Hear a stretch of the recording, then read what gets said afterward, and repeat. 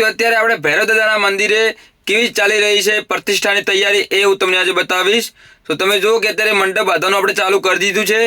તો અહીંયા તારીખ છે આપણે બીજા મહિનાની 3જી, 4થી અને 5મી। તો ચાલો આગળ જોઈએ આપણે કે એન્ટરનું કામકાજ કેટલે આવ્યું છે અને મંડપનું કામકાજ કેટલે આવ્યું છે એ પણ જોઈશું, અને હેલિકોપ્ટર કઈ જગ્યાએ ઉતરે છે અને કેવી જગ્યા છે એ પણ હું તમને બતાવીશ। તો વિડીયોને આગળ જુઓ તમે।